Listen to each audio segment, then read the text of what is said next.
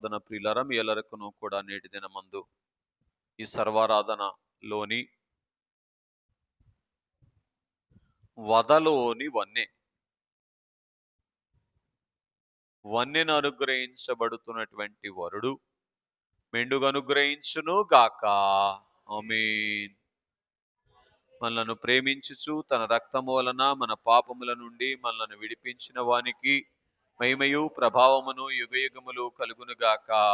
ఆమేన్. అందరికీ మరణాత. వాక్యాన్ని పఠించుకుందాం. పరిశుద్ధ గ్రంథములో నుంచి ప్రకటన గ్రంథము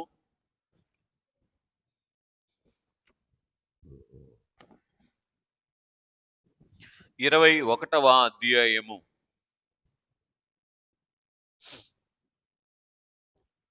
11వ వచనాన్ని చదువుతూ ఉన్నాను. దాని యందలి వెలుగు దగదగా మెరియు సూర్యకాంతము వంటి అమూల్య రత్నమును పోలి ఉన్నది. బాగా వినండి స్నేహితులారా, చదవబడినటువంటి వాక్య భాగములో అమూల్యమైనటువంటి రత్నము యొక్క వెలుగుతో దగదగా మెరుచునేటువంటి పూర్తి చేయండి. నూతన యెరూషలేము అనేటువంటి పరిశుద్ధ పట్టణాన్ని గొర్రెపిల్ల కొరకు సిద్ధపరచబడినటువంటి గొర్రెపిల్ల భార్యను పరిశుద్ధాత్మ దేవుడు చూపిస్తున్నటువంటి వారుగా ఉన్నారు. ఏమిటి ఈ అమూల్యమైనటువంటి రత్నము అంటే, స్థానముతో సంబంధము లేకుండా, కాలముతో సంబంధము లేకుండా, తానున్నటువంటి స్థితితో సంబంధము లేకుండా నిరంతరము తన యొక్క వెలుగును ప్రకాశింపచేస్తూ ఉన్నటువంటి గొర్రెపిల్లైనటువంటి యేసుక్రీస్తు ప్రభువారు. ఏం చెప్పండి? అమూల్య రక్తము, వరుడైనటువంటి యేసుక్రీస్తు ప్రభువారు. అందుకే జనకులు అన్నారు, బలము పవిత్రత వెలుగు జీవము కళ అద్యంతరహితము ఆయన కళ. బలము గాని, పవిత్రత గాని, వెలుగు గాని, జీవము గాని, ఆది అంతము లేకుండా కలిగి ఉన్నటువంటి వారే దేవదేవుడైనటువంటి యేసుక్రీస్తు ప్రభువారు. బాగా గ్రహించండి. కనుక దైవజనులు ఒక సందర్భంలో మాట్లాడుతూ వజ్రాన్ని బురదలో వేస్తే వజ్రానికి బురదంటుద్దా అని అన్నారు. అలాగే ఆయన సమీపింపరాని తేజస్సులో దేవదేవుని కుడిపార్శ్వమున ఉన్నప్పుడు ఎంత మహిమతో ఉన్నారో, ఎంత పరిశుద్ధుడిగా ఉన్నారో, ఎంత అనాదిలో జగత్తుకు పునాది వేయబడక ముందు ఏ మహిమ చేత, ఆయన ఏ ప్రేమ చేత, ఏ పరిశుద్ధత చేత, ఏ న్యాయము చేత, ఏ శక్తి చేత ప్రకాశిస్తూ ఉన్నటువంటి వారుగా ఉన్నారో, అలాగున్నే పరలోకములో తండ్రి సింహాసనం మీద తాను కూర్చున్నప్పుడు ఎలాగైతే ఆయన దివ్య లక్షణముల చేత ప్రకాశిస్తూ ఉన్నటువంటి వారుగా ఉన్నారో, భూలోకములోనికి వచ్చినప్పుడు నిరంతరము తనను సిలువ వేస్తూ ఉన్నటువంటి పాపులైనటువంటి వారి కొరకు సిలువ వేయబడుచు ఉన్న సమయములో కూడా, ఏ సమయములో? ఎప్పుడు? నిరంతరము సిలువ వేయబడుతున్నటువంటి సమయములో కూడా అదే వెలుగుతో, అంటే అదే ప్రేమతో, అదే పరిశుద్ధతతో, అదే కృపతో ఆయన ప్రకాశిస్తూ ఉన్నటువంటి వారుగా ఉన్నారు.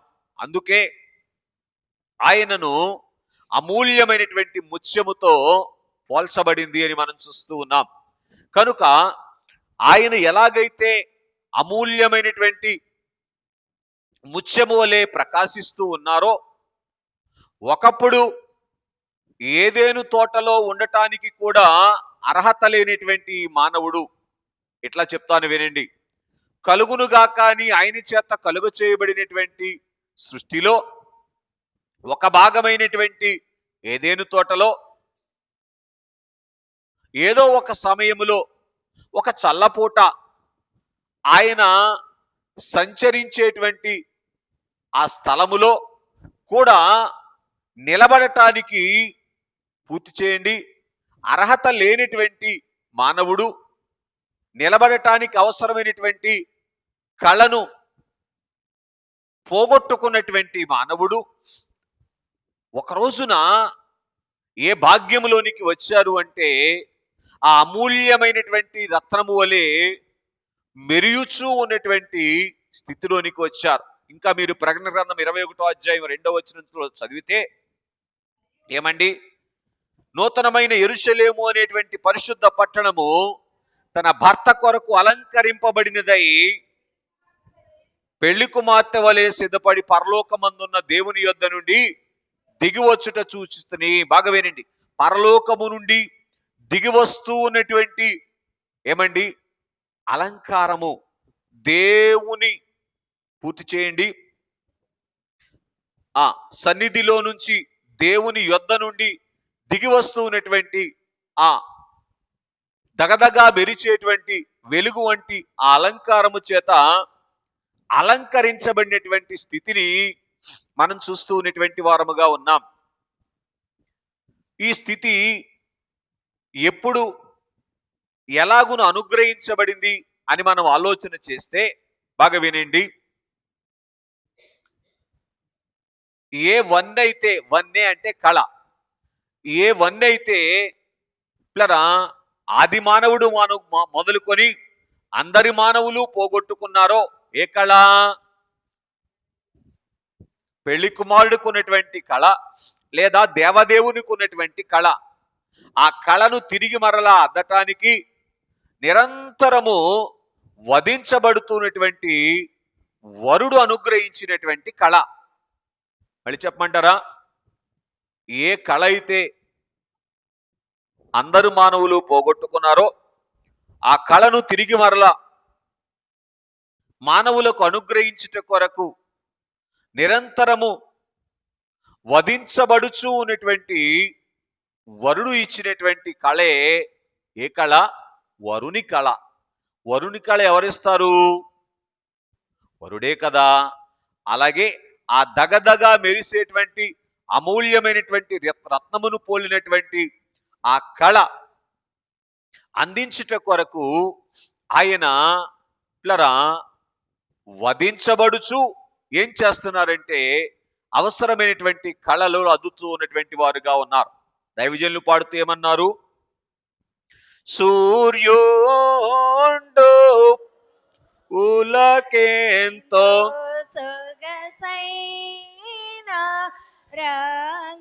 యేసు శుభ గుణములాదున్. కనుక ఆ శుభగుణములే దగదగా మెరిచు ఉన్నటువంటి అమూల్యమైనటువంటి రత్నమును పోలినటువంటి ఆ యొక్క పెళ్లి కుమార్తె యొక్క సొగసు. కనుక ఈ రంగును అద్దుట కొరకు ఆయన ఏం చేయబడుతూ ఉన్నారంటే నిరంతరము వధించబడుతున్నటువంటి వారుగా ఉన్నారు. బాగా వినండి, ఇప్పుడు ఒక ముఖ్యమైనటువంటి మాట జ్ఞాపకం చేస్తాను.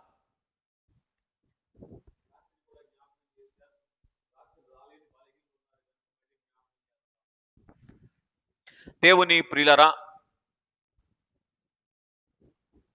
నీకు అవసరమైనటువంటి మేలు ఇచ్చే విషయములో ఆ మేలు అందుకునేటువంటి యోగ్యత ఒకవేళ నీకు లేకపోతే ఏమండి, ఆ మేలు నీకు అనుగ్రహించుట కొరకు దేవుడు వదవటానికి కూడా వెనకడుగు వేయడు.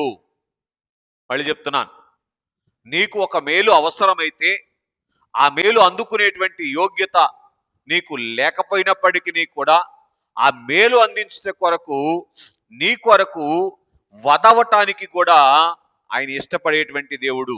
బాగా గమనించండి. అలాగే నీకు అవసరము లేని, నీకు అపాయము కలిగించేటువంటి, నీకు హాని చేసేటువంటిది ఏదైనా ఒకవేళ నువ్వు అడిగితే పూర్తి చేయండి. దాని కొరకు నీ ప్రాణం పోగొట్టుకోవటానికి నువ్వు ఇష్టపడుతున్నా దాన్ని ఇవ్వడు ఆయన. బాగా గమనించండి. ఎందుకనంటే దానిలో ఉన్నటువంటి హానిని బట్టి. కనుక స్నేహితులరా, ఏది అవసరమైనటువంటి మేలో మనకు బోధపడాలి అని అంటే సిలువ యొద్దకు రావాలి. బాగా వినండి. యేసుక్రీస్తు ప్రభువారిని వెంబడిస్తే, లేదు యేసు ప్రభువారి దగ్గరికి వస్తే అద్భుతాలు అందుకుంటాం. యేసయ్య సిలువ యొద్దకు వస్తే సింహాసన భాగ్యాన్ని అందుకుంటాం. మళ్ళీ చెప్తున్నాను, యేసు ప్రభువారి వైపు చూస్తే అద్భుతాలు అందుకుంటాం. కానీ యేసు ప్రభువారి యొక్క సిలువను నిత్యము నిదానించి ధ్యానం చేస్తే సింహాసన భాగ్యమును అందుకుంటాం. బాగా గ్రహించండి. ఇంకొక మాట జ్ఞాపకం చేస్తాను. యేసు ప్రభువారి యొక్క సిలువను ధ్యానిస్తూ పూర్తి చేయండి.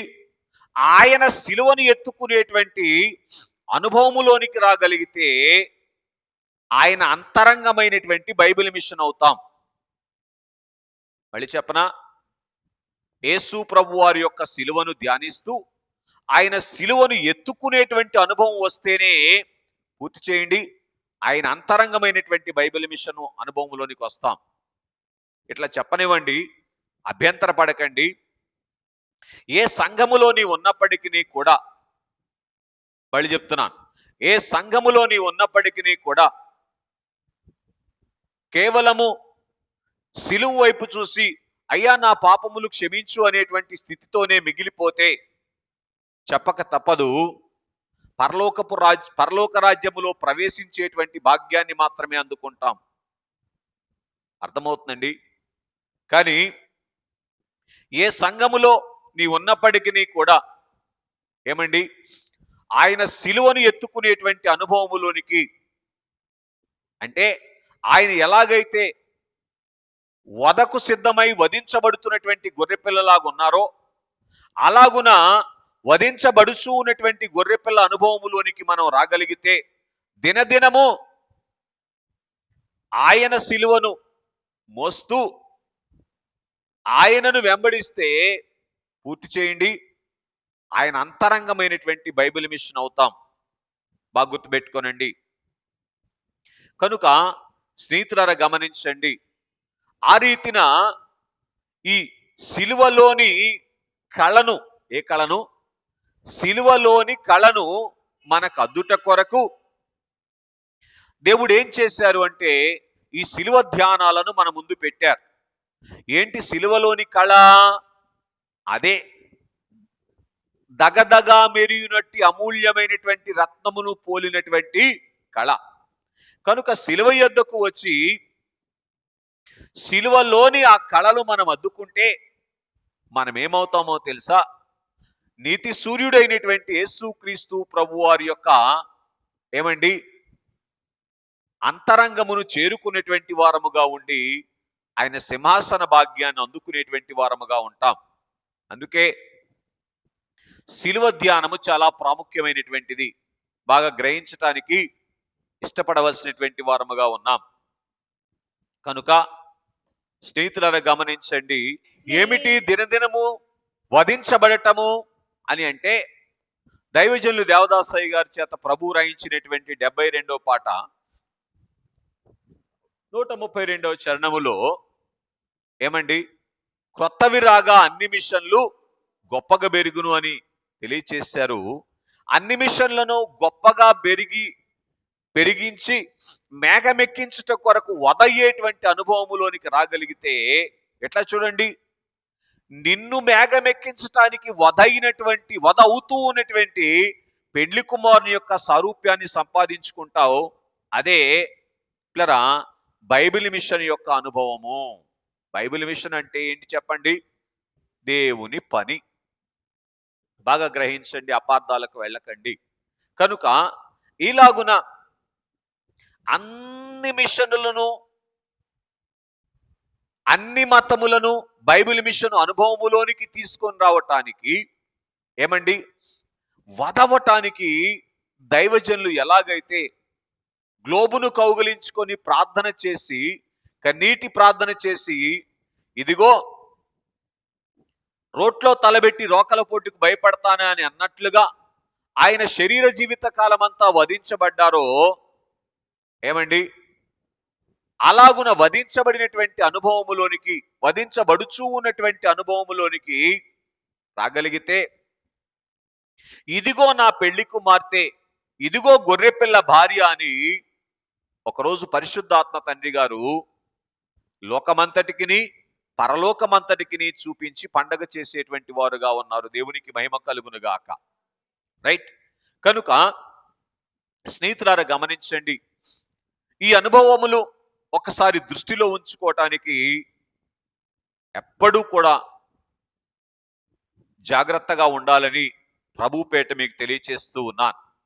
కనుక ఆ కళను అద్దేటువంటి ఆ క్రమములో ఆయన ఎక్కడెక్కడ ఎలాగ వధించబడుతూ ఏ సమయముల్లో మన కొరకు వధించబడుతూ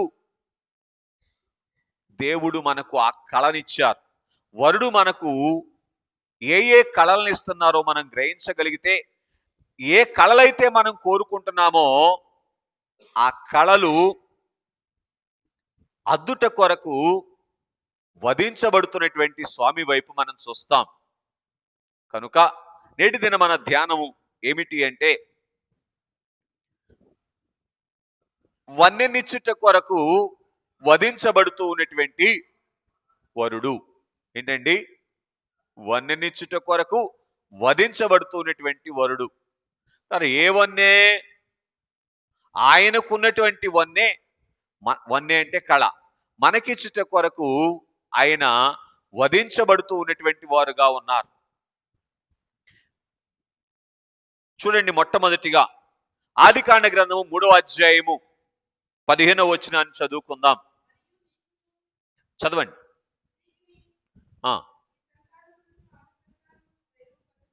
చదవండి. అది నిన్ను తల మీద కొట్టును. బాగా వినండి. అది అన్న దగ్గర నెత్తి మీద ఒకటంకేసి కింద ఆయన అని రాయబడి ఉంటది. కనుక బాగా వినండి.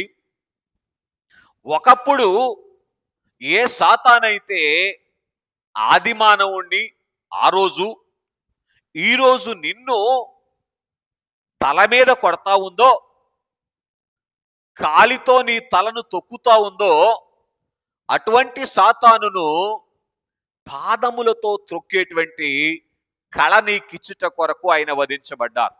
ఎక్కడా? ఆదికాండం 3వ అధ్యాయం 15వ వచనంలో. ఈరోజు ఎక్కడ వధించబడతా ఉన్నారు? నిత్యము అంతరంగ శిలువలో వధించబడతా ఉన్నారు. దేని కొరకు చెప్పునానా?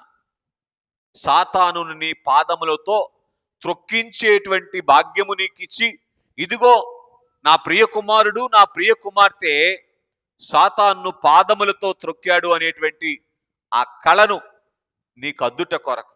ఏ కళ? ఒకప్పుడు ఏ అపవాది యొక్క పాదముల చేత త్రొక్కబడ్డామో ఆ అపవాది యొక్క శిరస్సును త్రొక్కేటువంటి కళ మనకిచ్చుట కొరకు ఆయన ఏం చేశారో తెలుసా? పిల్లరా, వధించబడుతూ ఉన్నటువంటి వారుగా ఉన్నారు. అపోస్తుడైనటువంటి పౌలు రోమీయులకు రాసిన పత్రిక 16వ అధ్యాయము 20వ వచనంలో ఇలాగ రాస్తా ఉన్నారు. సమాధానకర్త యగు దేవుడు శీఘ్రమే సాతానును, వెరీ గుడ్ నాన్న, గాడ్ బ్లెస్ యూ, మీ పాదముల కింద చితకదొక్కించును. పిల్లరా, ఆయన చూడండి, ఆయన స్త్రీ గర్భములోనికి, అంటే ఏ గర్భములోనికి?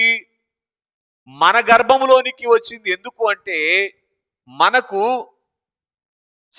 మన గర్భములోనికి వచ్చి మన పక్షముగా సాతాను యొక్క శిరస్సును త్రొక్కి పరోక్షముగా మనకు సాతాను శిరస్సును త్రొక్కేటువంటి భాగ్యం ఇచ్చారు. ఇది బోధపడని బలహీనులైనటువంటి వారు ఏమండి ఈ రోజుకి కూడా అపవాది చేత ఈడ్చుకొని పోబడుతున్నటువంటి వారుగా ఉన్నారు. ఈ మధ్య కాలంలో నేను విన్నటువంటి ఒక సంగతి, ఒక సేవకుడు ఒక మిషన్కు సంబంధించినటువంటి సేవకుడు వాళ్ళ సంఘానికి వెళ్ళేటువంటి ఒక సహోదరి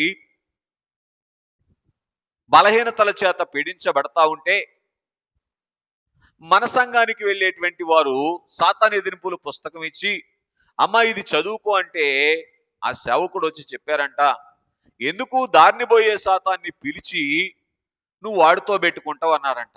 మీకు సంగతి తెలుసా? మీకు సంగతి తెలుసా? మనం వాడితో పెట్టుకోకపోతే వాడు మనతో పెట్టుకుంటాడు. అర్థమవుతుందండి? మనం వాడిని పాతాళానికి తొక్కకపోతే వాడు మనల్ని అంతకన్నా లోతైనటువంటి ఊబిలోనికి తొక్కివేస్తాడు. బాగా గుర్తుపెట్టుకోనండి. అందుకే పరిశుద్ధాత్మ దేవుడు రాయించారు యాకోబు రాసినటువంటి పత్రికలో, అపవాదిని ఎదిరించుడి అని. బైబిల్ మిషన్ అంటే ఏంటో తెలుసా? బైబిల్ చెప్పింది చేసేటువంటిది బైబిల్ మిషన్. దేవునికి మహిమ కలుగును గాక. బాగా ఆలోచన చేయండి. అనుదినము సాతానుతో యుద్ధము చేసేటువంటి అనుభవమే సాతాను శిరస్సును చితకదొక్కినటువంటి అనుభవం. ఒకప్పుడు ఏం చేశాం?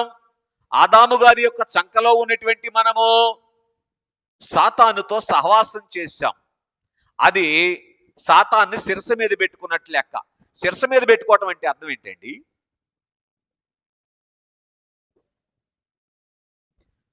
మీరు ఆలస్యం చేస్తే మీకే వాక్యం తగ్గిపోతుంది, నేనేం చేయలేను. శిరస్సు మీద పెట్టుకోవటం అంటే అర్థం ఏంటంటే చెప్పింది చెప్పినట్టు చేయటం. సాతాన్ని శిరస్సు మీద పెట్టుకోవటం అంటే అర్థం ఏంటంటే సాతాను చెప్పింది చేయటం. అర్థమవుతుందండి పిల్లరా? సాతాను పాదాలతో దొక్కడం అంటే అర్థం ఏంటి చెప్పునానా? ఓ సాతానా, నువ్వు మంచి మాట అన్నా చెడ్డ మాట అన్నా నేను నోర్మయ్య అంటాం. ఎక్కడ పెట్టుకుంటాడు సాతాను డబ్బుడు? తల. నేనేమంటానంటే మన శరీరములో కనబడని చోటేది? పాదం కింద. అవునా? వెళ్ళి పాదం కింద వెళ్ళి పడుకుంటాడు. అర్థమవుతుందండి? స్నేహితులారా గమనించండి. ఆ రీతిగా పిల్లరా, అందుకే ప్రభు చెప్పారు, అపవాది క్రియలను లయపరచుటకు దేవుని కుమారుడు ప్రత్యక్షమైన. బాగా గమనించండి. దైవజనులు పాడుతూ ఏమన్నారు? మొట్టమొదట సైతాను. చాలు, మొదటి వాగ్దానములోనే ఆయన వదైపోయి ఏం చేశాడంటే సాతాను మూలం అక్కడే ఓడగొట్టేశాడు. అర్థమవుతుందండి పిల్లరా? అలాగున్నే అపవాది వశములో పడిపోయినటువంటి, ఒకప్పుడు అపవాది వశములో పడిపోయినటువంటి మానవుడు దేవుని పాద సన్నిధికి వచ్చిన తర్వాత మొట్టమొదట చేయవలసినటువంటి పని ఏమిటంటే సాతాను యొక్క శిరస్సును పాదాల కింద తొక్కేయాలి. లేకపోతే వాడు ఏం చేస్తాడో తెలుసా? జుట్టు పట్టుకుంటాడు. సాతాను దగ్గర 2 కళ్ళు ఉన్నాయంట. ఏంటో కళ్ళ తెలుసా? అందితే జుట్టు, అందకపోతే, అర్థమవుతుందండి, కాళ్ళు పట్టుకునేటువంటి లక్షణం. కనుక వాడు కనబడకుండా పారిపోతే వాడిని కనబడకుండా పారద్రోలేటువంటి, పాతాళానికి తొక్కేటువంటి కళను ఎవరిచ్చారు చెప్పండి? ఇప్పుడు వరుడు నీ కొరకు నా కొరకు వదై ఆ కళనిచ్చారు. ఇప్పుడు ఏ కళ వచ్చింది మనకి? నిజంగానేనా? అమ్మో, మేఘం ఎక్కేశారన్నమాట. ఏ కళ వచ్చింది చెప్పండి? ఇదిగో వీరు సాతాన్ని శిరస్సు మీద తొక్కినటువంటి వారు అనేటువంటి కళ మనకిచ్చారు. దేవునికి మహిమ కలుగును గాక. ఏం చేసినానా? ఏం చేసి? ఆయన శిలువ మీద వదై, ఆయన మన కొరకు వదై. ఎలా వదయ్యారు? ఆయన మన గర్భములోనికి రావటమే. యెషయా గ్రంథం 9:6. వెరీ గుడ్, అర్థమవుతుందండి. ఎలయనగా మనకు శిశువు పుట్టెను. కనుక ఆయన మనకు శిశువుగా రావటం ఆయనకు వద. పిల్లరా, ఆయన మనకు శిశువు అవటం మనకు కళ. ఆయన తప్ప ఎవరు శిశువు అయినా, ఆయన తప్ప ఎవరు కుమారుడైనా ఏంటండి? ఇది అంటున్నారు, గట్టిగా వినండి. మీరే ఇది అంటున్నారు, ఏనండి? చెప్పు. అడుగుతున్నారేంటి? ఇది చూడండి. మిమ్మల్నేనండి. చెప్పండి సార్. ఇప్పుడు ఆయన తప్ప ఎవరి కుమారుడైనా ఏదో ఒక రోజు కళదప్పిపోద్ది మనకి. అవునా? అట్ట కాదండి. ఏంటోనండి ఇక మరి ఎటు చెప్తే ఎట్లాగంటారు, ఉన్నది చెప్తాను నేను. పిల్లరా బాగా గమనించండి, స్నేహితులారా ఆలోచన చేయండి. ఆయన మనకు కుమారుడైట, ఆయనకు వదైతే ఆయన మనకు కుమారుడొకట మనకు కళ. ఏ కళ వచ్చిందో తెలుసా? పూర్తి చేయండి. ఒకప్పుడు సాతాను చేత తొక్కబడినటువంటి మనము ఈరోజు సాతాన్ని తొక్కేటువంటి అనుభవంలోనికి వచ్చాం. ఇదే ఏ అనుభవం చెప్పండి? కళగలిగినటువంటి వధువు యొక్క అనుభవం. ఏ అనుభవం చెప్పండి? రైట్. రెండవదిగా మనం చూసినటువంటి వారముగా ఉన్నట్లయితే ఆదికాండ గ్రంథం 3వ అధ్యాయం 21వ వచనం చదవండి. చర్మపు చొక్కాయిలను కుట్టించి, చాలండి, చాలు చాలు చాలు. ఇక్కడ బాగా గమనించండి. ఇక్కడ మనం చూసినటువంటి వారముగా ఉన్నట్లయితే ఆదికాండ గ్రంథం 3వ అధ్యాయం 10వ వచనంలోనే మానవుడు ఏమైపోయాడు అంటే దిగంబరుడైపోయినటువంటి వాడుగా ఉన్నాడు. ఏమండి? సిగ్గుపడిపోయేటువంటి స్థితిలోనికి వెళ్ళినటువంటి వాడుగా ఉన్నాడు. ఏ స్థితి అండి? సిగ్గుపడగానే భయం వచ్చింది. భయం వచ్చి చెట్టుచాటుకు వెళ్ళి దాక్కున్నాడు. చరిత్ర మనకు తెలుసు. బాగా వినండి, చెప్పబోయే సంగతి అర్థం చేసుకోండి. పిల్లరా, మన సిగ్గును కప్పి సిగ్గుపడవలసినటువంటి అవసరము లేని వారు వీరు అని నిన్ను నన్ను పూర్తి చేయండి తండ్రి ఎదుట నిలవబెట్టుట కొరకు ఆయన వధించబడ్డాడు. అర్థం కాలేదా? అట్లా బిడ్డ మోకం. మళ్ళీ చెప్తాను వినండి. తండ్రి ఎదుట ఏ స్థితిలో ఉన్నాం? సిగ్గుపడవలసిన స్థితిలో ఉన్నాం. ఎందుకని? మన యొక్క దిగంబరత్వాన్ని బట్టి. ఈ సిగ్గుపడవలసినటువంటి స్థితిని నుండి విడిపించుట కొరకు తాను వదై తన చర్మాన్ని మనకు కప్పి, ఆదాముకి ఏం చేశారంటండి? చర్మపు చొక్కాలు. ఎక్కడి నుంచి వచ్చినాయి ఆ చర్మము? ఏమండి? వధించబడుతూ ఉన్నటువంటి గొర్రెపిల్ల యొక్క చర్మం అది. ఏమండి? ఆయా చర్మాలు కప్పితే ఏమొస్తుందంటే ఆయన కళ రాదు. ఎవరి కళ వస్తుంది? ఎవరిదో కళ వస్తుంది. అచ్చం మమ్మీ పోలిక, అచ్చం డాడీ పోలిక అంటారు చూసారా? అర్థమవుతుందండి? అవి వస్తాయి. కానీ ఆయన ఏం చేశారంటే పిల్లరా, కళదప్పినటువంటి, ఏ కళలోనికి వెళ్ళిపోయినటువంటి ఆదామును కావచ్చు, మనలను కావచ్చు, ఏమండి, సిగ్గుపడేటువంటి పరిస్థితి, దేవుడి దగ్గరికి వెళ్తే సిగ్గుపడేటువంటి పరిస్థితిలో ఉన్నటువంటి మనలను సిగ్గుపడనక్కర్లేని వారుగా, తిమోతికి రాసిన పత్రికలో పౌలు గారు అంటారు, దేవుని ఎదుట సిగ్గుపడనక్కరలేని పనివాడుగా ఉండాలబ్బాయి అన్నారు పౌలు గారు. ఇప్పుడు తెలుసా, అది బోధ గురించి మాట్లాడారు. కానీ ఈ సందర్భానికి మనం అన్వయించుకుంటే వధించబడినటువంటి ఆ గొర్రెపిల్ల యొక్క ఏమండి ఆ చర్మము చేత కప్పబడినటువంటి అనుభవంలోనికి వస్తే, అంటే ఆయన బహిరంగ రూపమును మనం అద్దుకున్నటువంటి అనుభవంలోనికి వస్తే, అలాగున ఇచ్చి వధించబడి ఆయన ఏం చేశారు నానా? వధించబడి ఏం చేశారు ఆయన? అయ్యో, సాతానుకు సిగ్గు తెచ్చేవాళ్ళగా చేశారు మనల్ని. ఎక్కిందా కొంచెం అన్నా? ఏంటండి?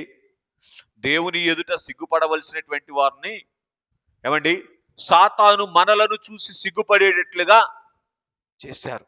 ఏం చేసి? ఆయన వధించబడి ఆయన చర్మాన్ని తీసుకొని వచ్చి నీకు నాకు కప్పి. ఏమండి వింటున్నారా? కొంచెం నిద్రపోయే వాళ్ళు మనం చూసినప్పుడు ఆదికాండ గ్రంథము 22వ అధ్యాయము 13వ వచనములో మనం చూస్తే, పొదలో ఉన్నటువంటి ఆ గొర్రె పిల్ల అమ్మా అబ్రహాము కనులెత్తి చూడగా పొదలో కొమ్ములు తగులుకొని ఉందంటండి. ఎక్కడ అబ్రాహాము గారు వచ్చి ఏమండి పిల్లరా పట్టుకునే విషయంలో అబ్రాహాము గారు మిస్ అయిపోతారని అయ్యా నేను కట్టేయబడి ఉన్నానయ్యా, దా నువ్వేం భయపడక్కర్లా, నా కోసం ఎక్కువ నువ్వేమి పూజ చేయండి, ప్రయాసపడాల్సిన అవసరంలా. ఎందుకు కట్టేయబడ్డాడు? ఎందుకు కొమ్ములు తగిలించుకొని ఉన్నది పొదలో? వదవటానికండి. ఏంటండి? వదవటానికి. ఎవరి కొరకు వదవటానికి? తప్పించుకొని పారిపోతూ ఉన్నటువంటి నీ కొరకు, నా కొరకు ఏమండి తప్పుకోకుండా నిలబడి ఏమండి పొదలో ఉండి వదైనటువంటి గొర్రె పిల్లను మనం చూస్తూ ఉన్నాం. ఏమండి ఆలోచన చేయడానికి ప్రయత్నం చేయండి. ఈ వధించబడినటువంటి గొర్రె పిల్ల ఏ కళనిచ్చిందో తెలుసా? ఆదికాండ గ్రంథము 24వ అధ్యాయం 31వ వచనంలో రాయబడి ఉంటది. అది యెహోవా చేత ఆశీర్వదించబడిన వాడా అనే కళనిచ్చింది. ఏంటండి?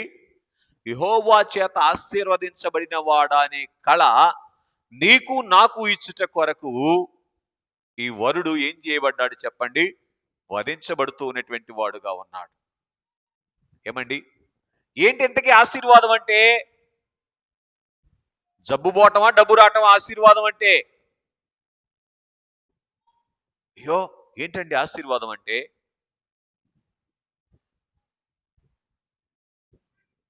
ఆశీర్వాదం అంటే బాగా వినండి, ఆయన సారూప్యాన్ని సంపాదించుకోవటమే, ఆయన శుభ లక్షణాలను అద్దుకోవటమే ఆశీర్వాదం.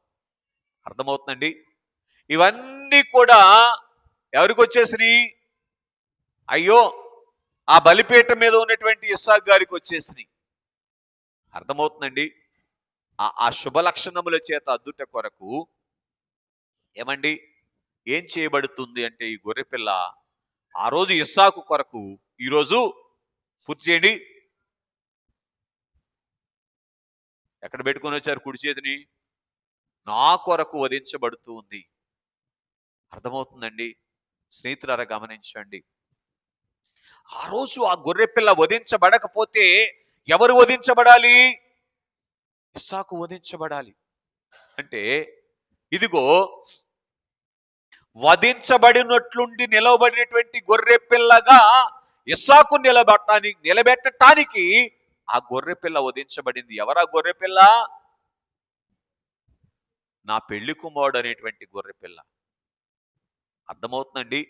నిన్ను పెళ్లి కూతురుగా కూర్చోబెట్టడానికి నీ పెళ్లి కుమారుడు నీ కొరకు వధయ్యాడండి. అర్థమవుతుందండి? స్నేహితులరా ఆలోచన చేయండి.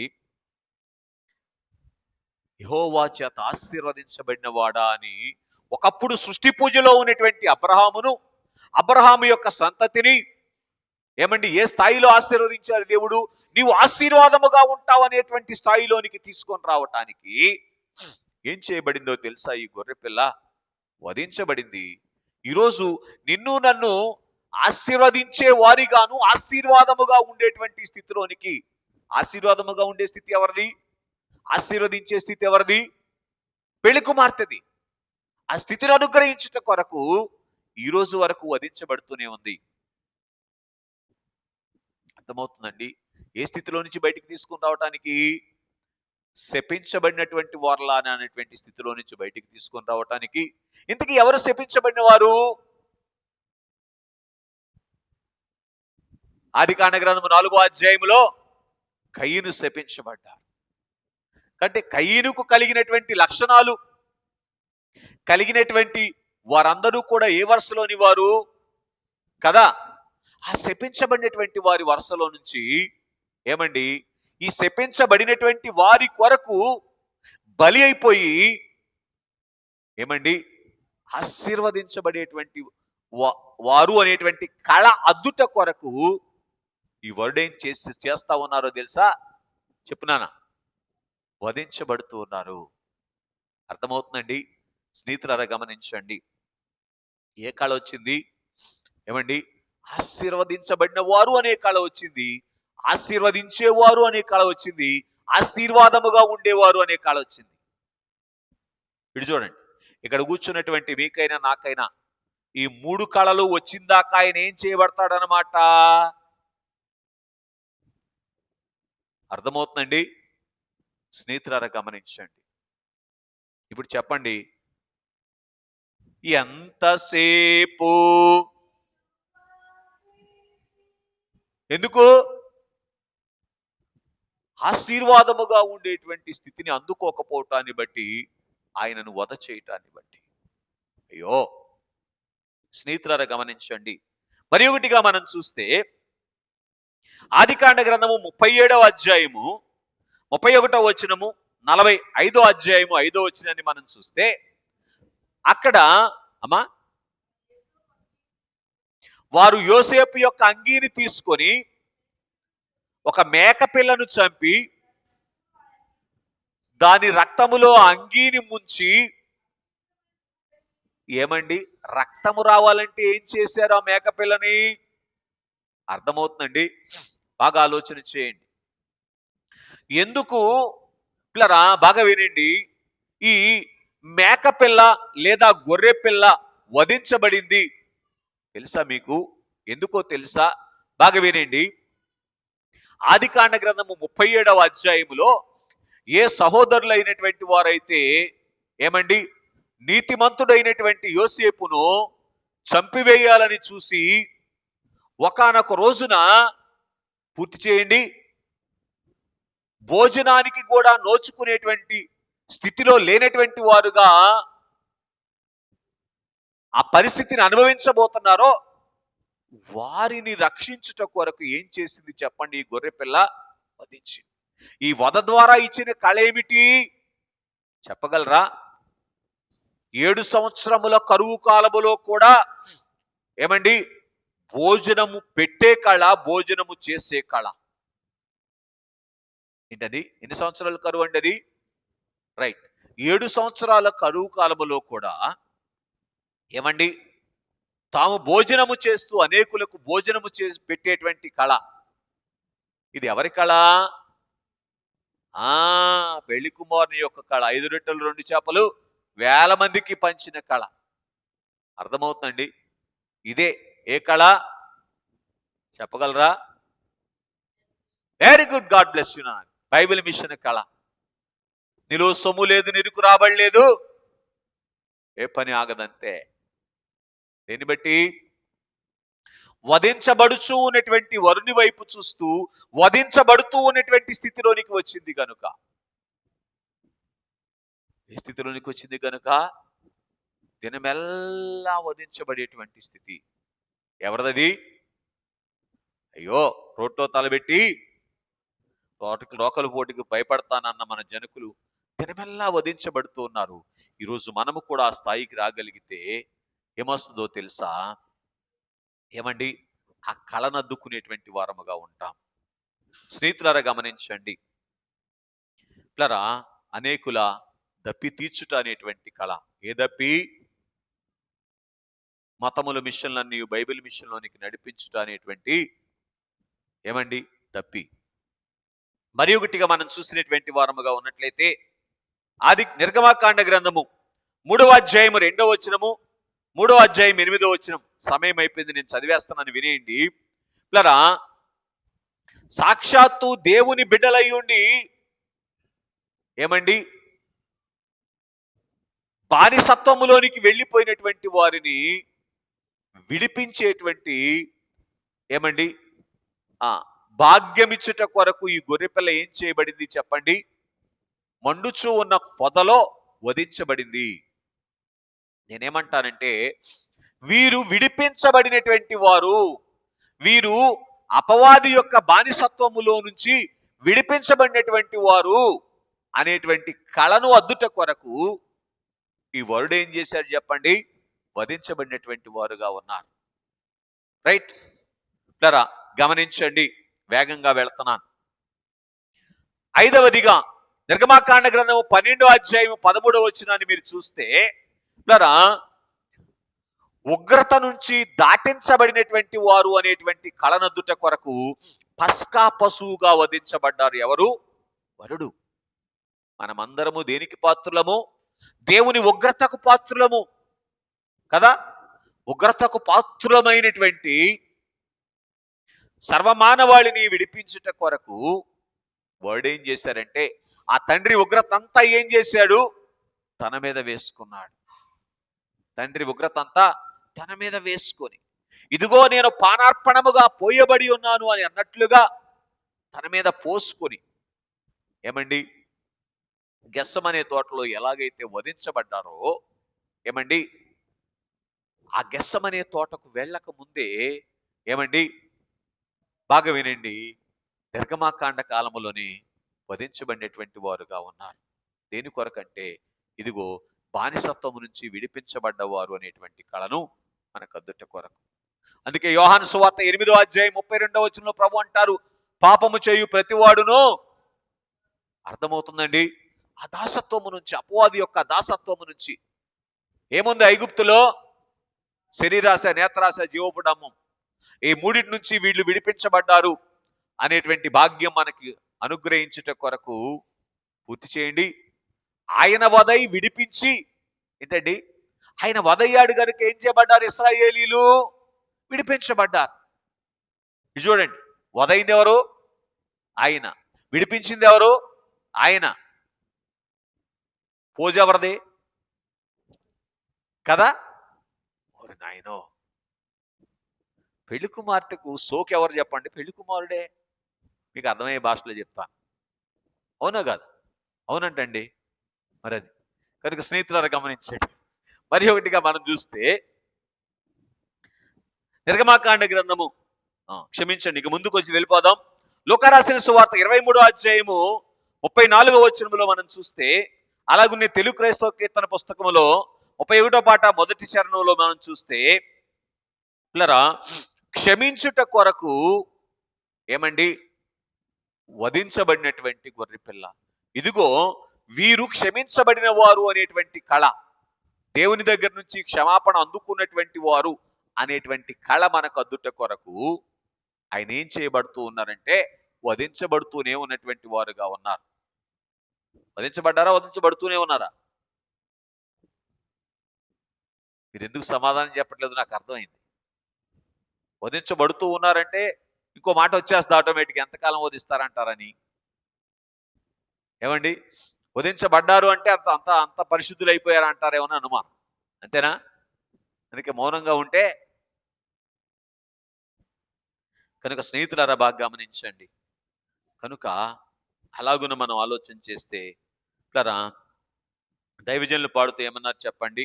పాప మేరుగా నటి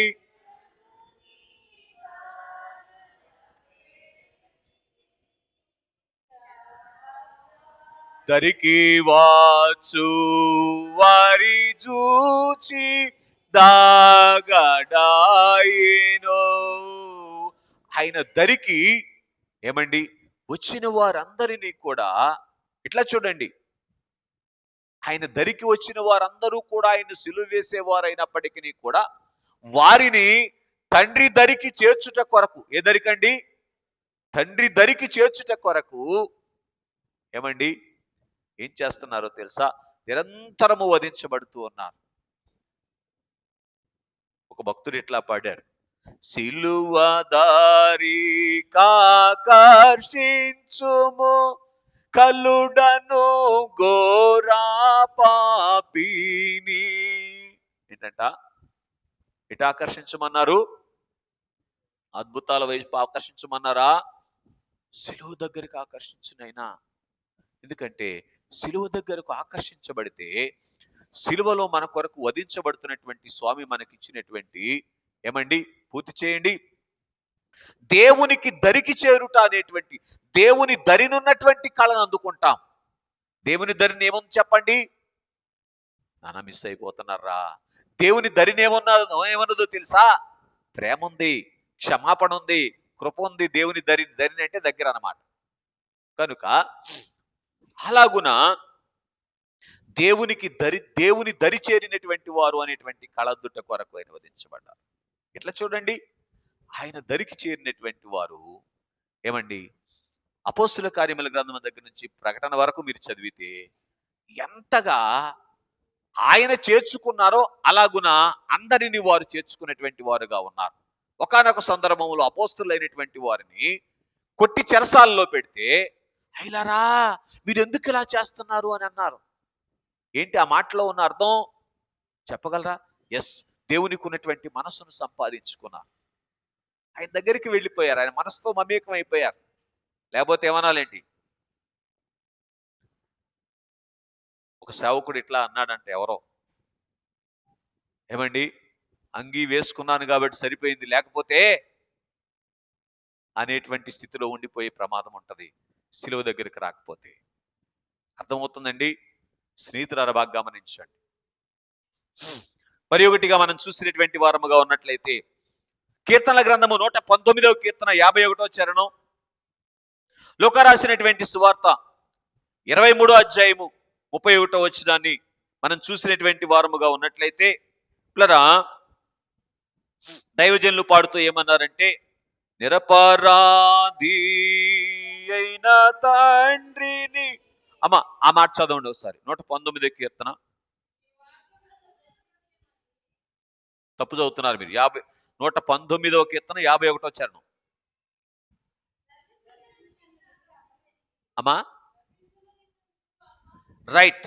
గర్విష్ఠులు నన్ను మిక్కిలి అపహసించిరి. పిల్లరా అపహాస్యము పొందవలసినటువంటి అవసరము లేనటువంటి వారు అనేటువంటి కళను మనకు అద్దుట కొరకు ఏమండి ఆయన గర్విష్ఠుల చేత, శాస్త్రులు పరిసయ్యుల చేత ఏమండి అపహసించబడినటువంటి వారుగా ఉండి ఆ అపహసించబడినటువంటి స్థితిలో వధించబడినటువంటి వారుగా ఉన్నారు. ఏంటంటే అండి, అపహసించబడినటువంటి స్థితిని, మనం అపహసించబడవలసినటువంటి స్థితిని తన మీద వేసుకొని ఆయన ఏం చేశారు చెప్పండి? ఎవరైనా మన వరుడు వధించబడి ఏం కళ్ళు ఇచ్చారు?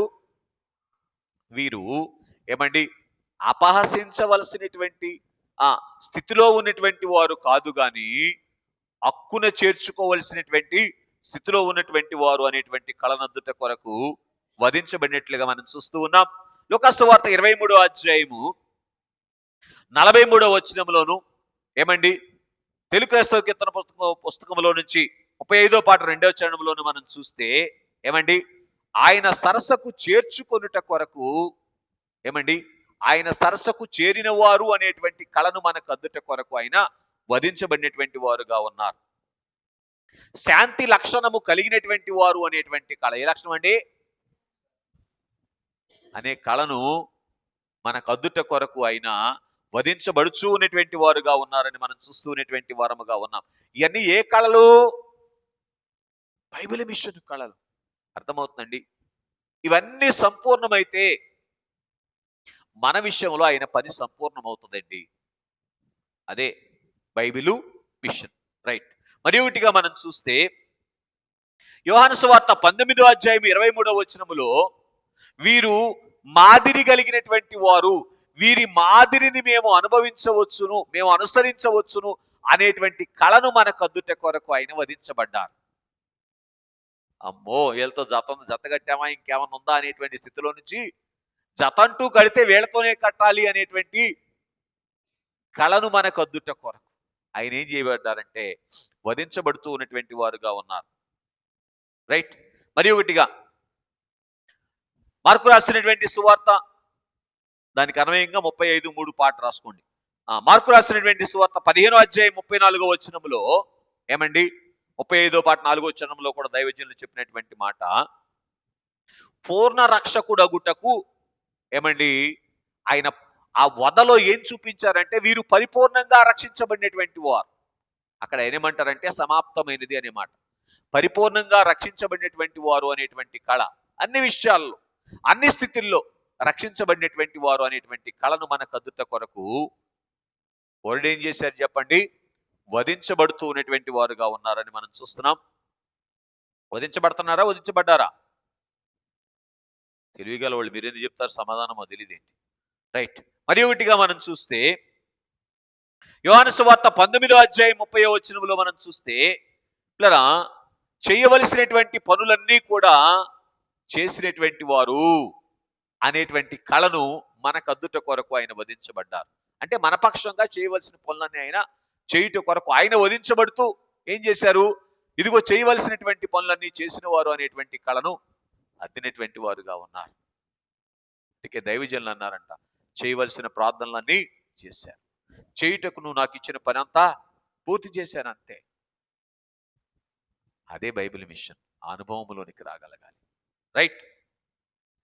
మరి ఒకటిగా మనం చూస్తే లరా లూకాసు వార్త 23వ అధ్యాయము 46వ వచనములో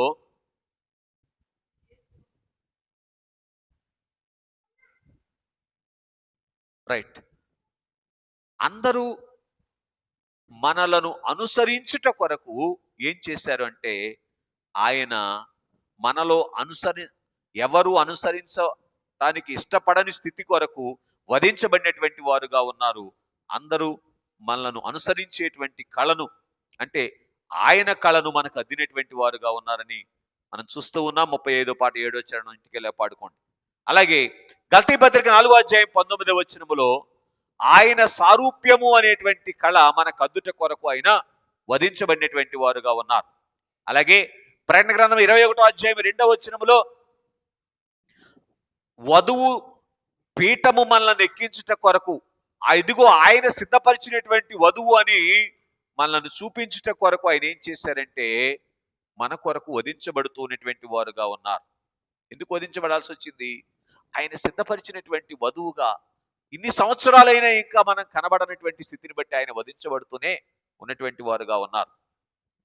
కనుక చివరిగా ప్రకటన గ్రంథం 22వ అధ్యాయం 5వ వచనములో ఏమండి, నిత్యము జయమిచ్చుట కొరకు ఆయన వధించబడుచు ఉన్నటువంటి వారుగా ఉన్నారు. ఎప్పుడంట? అందుకే అన్నారు దైవజనులు, నీకును నీ సంఘమునకును నిత్యము జయము. ఈరోజు సంఘానికి జయమంటూ వస్తూ ఉంది అంటే కారణం ఏంటంటే, ఆయన వధించబడుతూ ఉన్నటువంటి వారుగా ఉన్నారు గనక. మన అపజయాలన్నీ తన మీద వేసుకొని ఆయన వధించబడుతున్నారు గనక పూర్తి చేయండి. మనం ఏం చేయగలుగుతున్నాం? జయించినటువంటి వారముగా కనబడుతున్నాం. కనుక జయించిన వారు అనేటువంటి కళ మన కద్దుట కొరకు ఎవరైనా ఈ వన్నెలన్నీ ఎవరివి? ఈ కళ్ళన్నీ ఎవరివి? పెళ్లి కుమారుని యొక్క కళలు. ఈ కళలన్నీ ఎవరికి అద్దుతూ ఉన్నారు? మనకద్దుతూ మనలను వధువు భాగ్యములోనికి నడిపిస్తా ఉన్నారు. అందుకే మనకు వన్నెను అద్దుట కొరకు వధించబడుతున్నటువంటి వరుని వైపు నిదానించి చూస్తూ, ఏ వన్నె మనకు అందటానికి మనలో ఒక్కొక్కరి కొరకు, ఎవరి కొరకు? ఒక్కొక్కరి కొరకు ఎవరెవరికి ఏ వన్నె అందటానికి ఆయన వధించబడుతున్నారో నిదానించి ఈ 40 దినాలు చూస్తూ ఆ వన్నెలు అద్దుకోగలిగితే అప్పుడు మనలో ఆయన రూపు సంపూర్ణమవుతుంది. అప్పుడు పూర్తి చేయండి, ఇదిగో నా పెండ్లి భార్య అని ఆయన మనల్ని చూపించేటువంటి స్థితిలోనికి వస్తాం. అట్టి గొప్ప ధన్యత చేరి వచ్చిన మనలకు తండ్రి దయచేయునుగాక. ఆమేన్.